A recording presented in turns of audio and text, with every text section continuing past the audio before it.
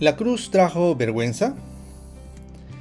¿Qué nos dio el sacrificio de Jesús? ¿Cuál es el camino a seguir? Bueno, esta y otras preguntas las iremos desarrollando en el repaso de la lección de la escuela sabática. Bienvenido y bienvenido. Yo soy tu amigo el pastor Iván Balabarca y esta semana estudiaremos en estos postreros días el mensaje de Hebreos. La lección se titula Jesús, el sacrificio perfecto y corresponde para el 26 de febrero del año 2022. Bueno, quiero agradecerte. Muchas gracias por mirar este video. Gracias por tomarte el tiempo y por darme la oportunidad de poder compartir contigo este repaso de la lección. Si todavía no te has suscrito al canal, te invito a que lo hagas y que nos dejes un like apoyando el crecimiento de este canal. Ya ves que tenemos mucho material, tenemos material sobre profecías, material sobre estudios bíblicos, material sobre familia, sobre noviazgo y la lección de la escuela sabática. Vamos a orar. Querido Señor, gracias por ser tan bueno, porque para siempre es tu misericordia y tu bondad para con nosotros. Oh querido Señor, humildemente suplicamos nos acompañes en este estudio de tu palabra. En el nombre de Jesús. Amén.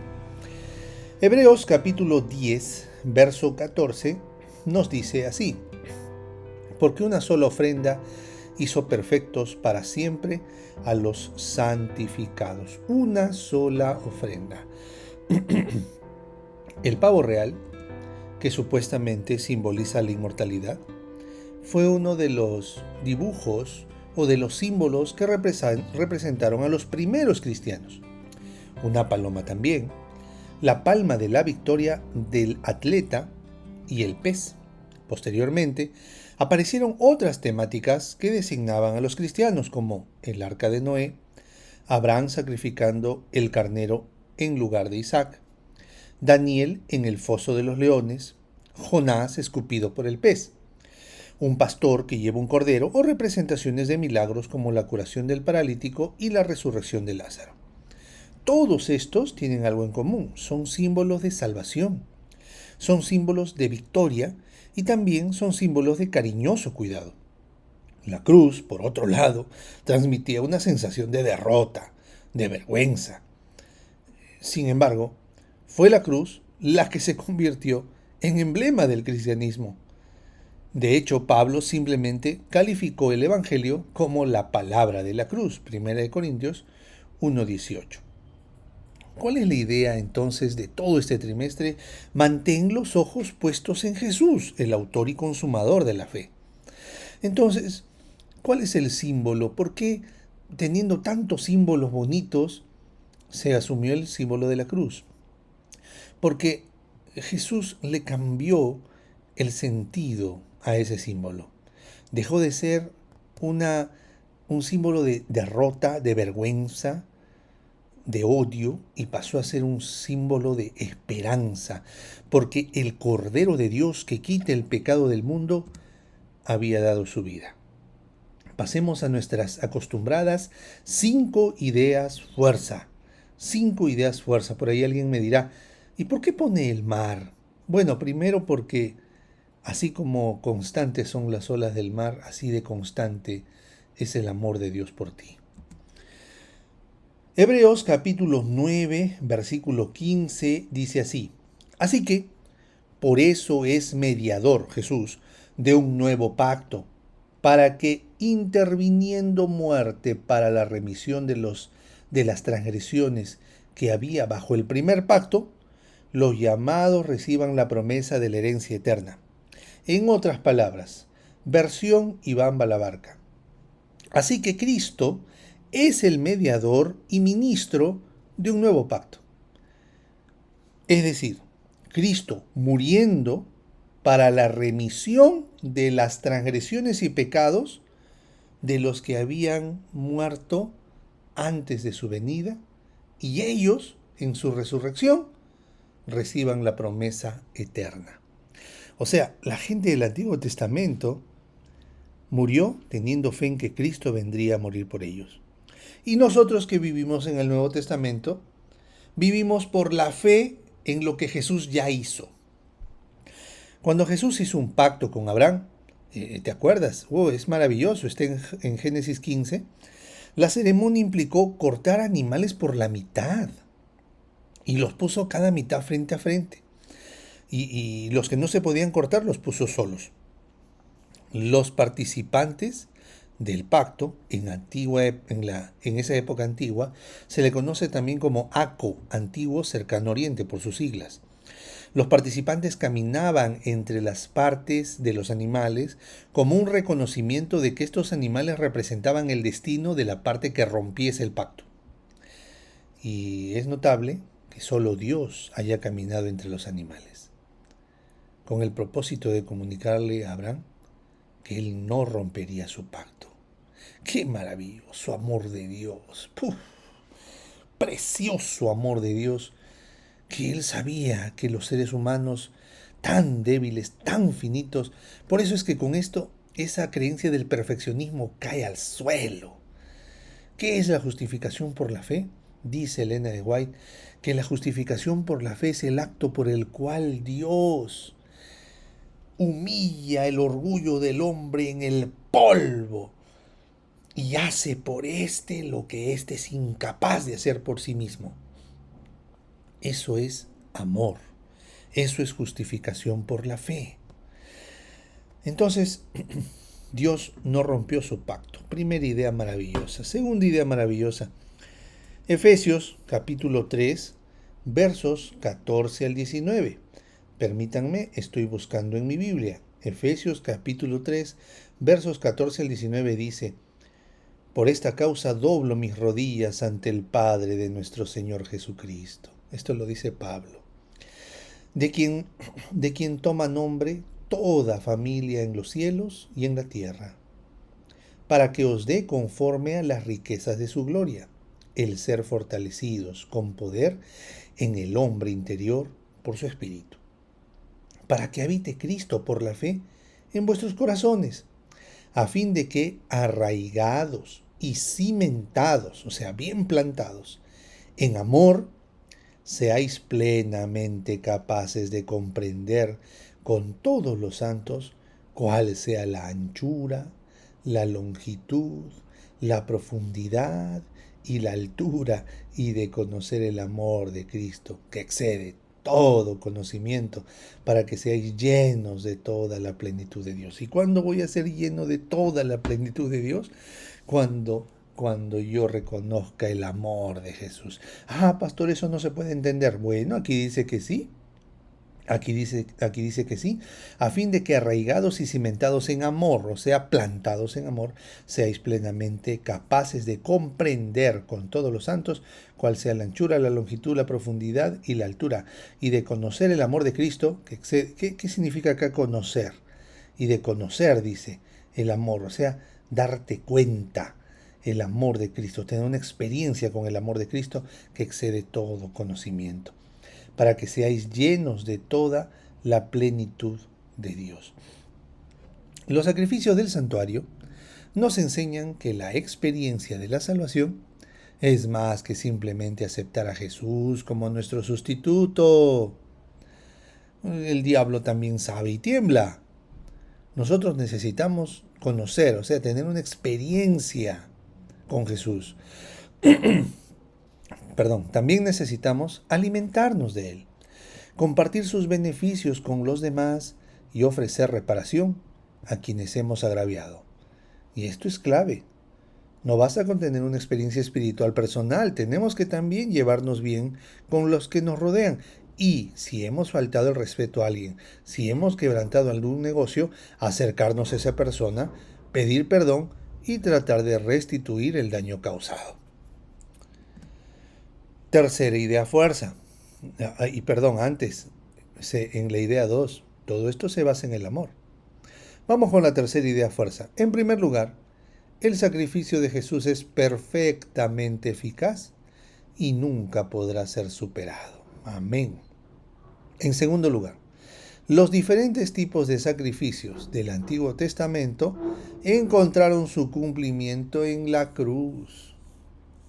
Y tercero, el sacrificio de Jesús también sustenta nuestra vida espiritual. Ofrece un ejemplo para observar y seguir. Estas tres ideas que nos da el autor de la lección son muy interesantes. Jesús y su sacrificio es plenamente eficaz. Ya no necesitas ir a procesiones, ya no necesitas ir a confesarte. Solo basta que caigas de rodillas y le digas al Señor con tus palabras: Señor, soy un pecador, soy una pecadora, perdóname. Acepto tu sacrificio en mi favor. Y listo. Segundo lugar, los diferentes tipos de sacrificios del Antiguo Testamento, todos de la Pascua, el matar un carnerito día y noche, el matar el becerro, todo encuentra su cumplimiento en la cruz. Y por último, el sacrificio de Jesús también sustenta nuestra vida espiritual. Ofrece un ejemplo para observar y seguir. ¿Ok? El sacrificio de Jesús sustenta nuestra vida espiritual. Amén. Hebreos capítulo 9, verso 22 al 28. Vamos a leer. Permítanme buscar en mi Biblia. Ve buscando en tu Biblia también.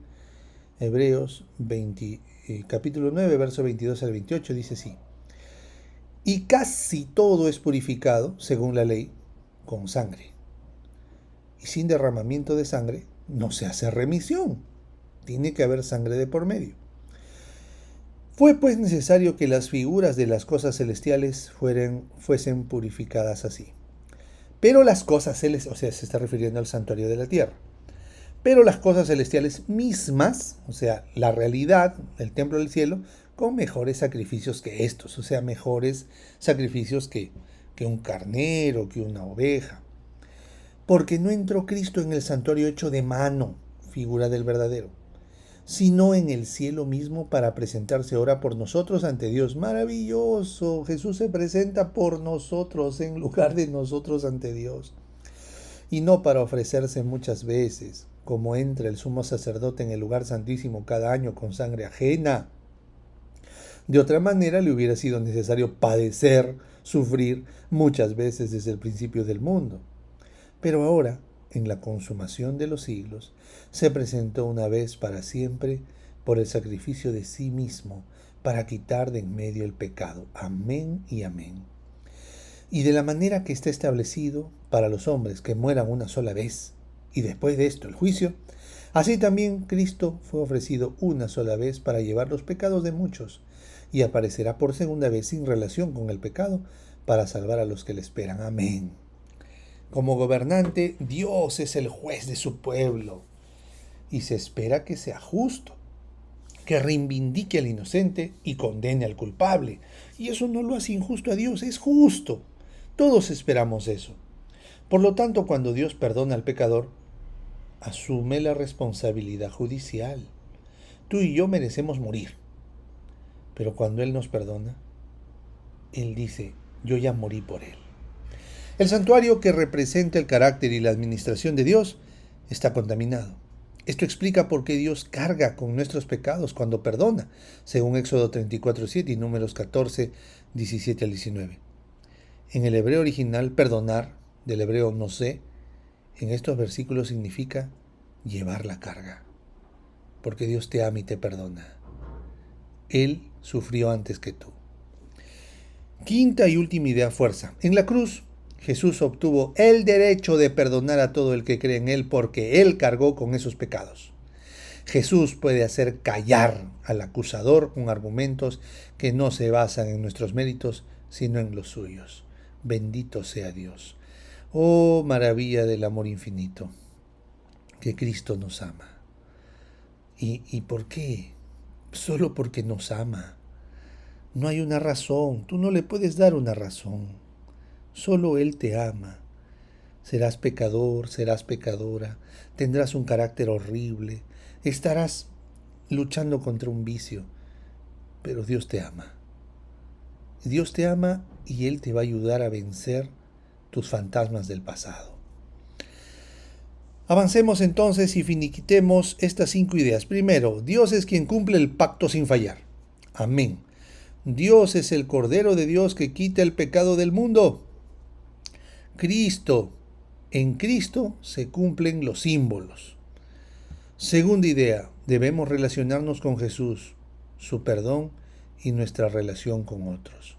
¿Debemos relacionarnos con Jesús? Claro, claro que sí. Y encontraremos su perdón. Y cuando nos relacionemos con otros, también perdonemos. Y si necesitamos pedirle perdón a alguien, pidámosle perdón y restituyamos. ¿Ok? Restituyamos en la medida de lo que podamos. El sacrificio de Jesús es pleno para nuestras vidas. Oh, sí. Una vez Cristo falleció y resucitó, entonces Cristo fue quien ascendió a los cielos. Y entonces ahora Él está por nosotros delante del Padre, nuestro hermano mayor, aquel que nos venga, aquel que nos perdona, nuestro hermano mayor, el que paga lo que no podemos pagar. Oh, bendito sea Dios. Dios es el juez justo, porque con su muerte Él ganó el derecho de juzgar.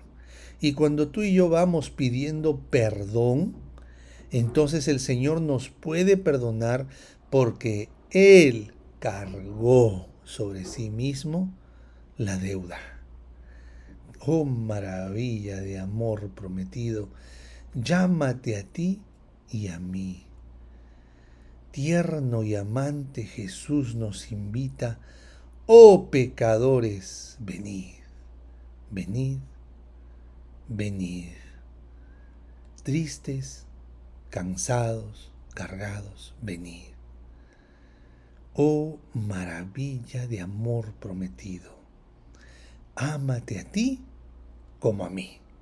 Amén.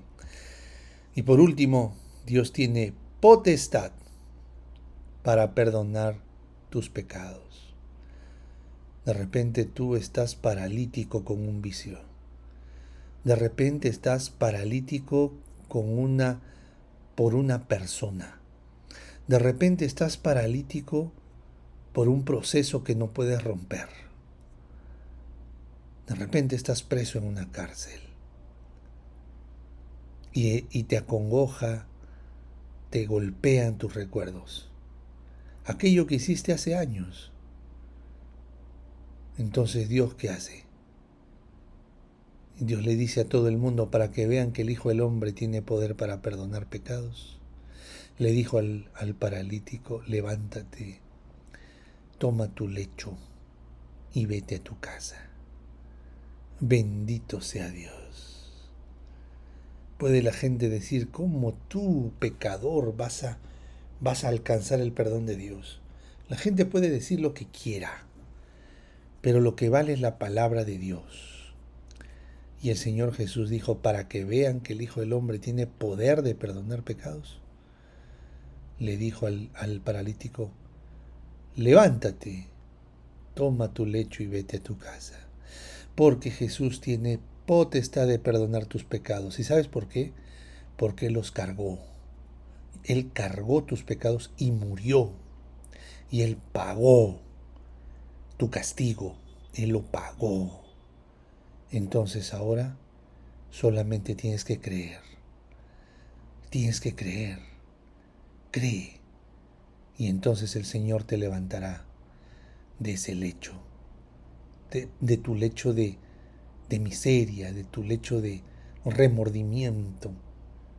Y entonces ahí el Señor te sanará de la principal de tus enfermedades, de la enfermedad del pecado. Análisis del trimestre, queridos. En la lección número 1 aprendimos que debemos ser firmes en las pruebas. En la lección número 2, titulada El mensaje de Hebreos, aprendimos que Jesús es de quien debemos esperar. En la lección número 3 aprendimos que Jesús es el Hijo prometido, es el Mesías. En la lección número 4 aprendimos que Jesús es nuestro hermano fiel, es tu pariente más cercano, el que te venga y el que paga tus deudas. En la lección número 5, titulada Jesús el dador de descanso, encontramos que tienes la oportunidad de acercarte a Dios. En la lección número 6 aprendimos que Jesús es el sacerdote fiel. Jesús es nuestra garantía de vida eterna. La lección número 7, que es la lección bisagra, la más importante, titulada Jesús el ancla del alma, aprendimos: no te desanimes. Cristo es tu ancla de salvación. Cristo es tu derrotero. Cristo es tu peña. Cristo es tu punto de anclaje. Cristo es el lugar seguro donde la tormenta no llegará. Cristo es tu peña de Oreb. Aférrate de Jesús. En esta semana hemos aprendido en la lección Jesús, el mediador de un nuevo pacto, que Jesús garantiza el cumplimiento de las promesas. Y mira cómo se parece la lección 6 a la lección 8. Maravilla, maravilla. ¿Quieres entender más la lección 8? Revisa la lección 6. Jesús el sacerdote fiel. Jesús es nuestra garantía eterna. Y esta semana Jesús es el mediador del nuevo pacto, porque Jesús está a la diestra del Padre, cargó tus pecados, pagó por ellos. Jesús garantiza el cumplimiento de las promesas de salvación. ¿Cómo se parece la lección 6 a la 8? Esto se llama quiasmo. Hermanos, ya vamos a seguir avanzando en la lección y van a ver esta maravilla del amor. Muy bien. En la lección del trimestre pasado, la verdad presente en Deuteronomio, aprendimos del pacto perpetuo. Y en esta lección, en estos postreros días, el mensaje de Hebreos, aprendemos que Jesús es nuestra esperanza. ¡Maravilloso! Jesús es nuestra esperanza de gloria. El pacto se cumple por Jesús, en Jesús y a través de Jesús.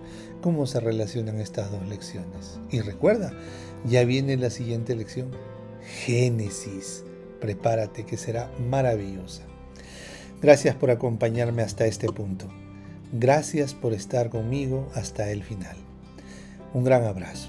Suscríbete si aún no lo has hecho. Tenemos contenido variado en este canal sobre profecías, seminarios para familia, estudios bíblicos. Te invito a que puedas participar de los videos. Que Dios te ayude en todo momento. Vamos a orar. Señor, gracias por tu hija y por tu hijo. Hoy, Señor, oramos por el pastor Alejandro Bullón. Gracias porque él está regresando a su país. Por favor, Señor, protégelo. Permite que su viaje pase bien. Permite, Señor, que esté bien, Señor.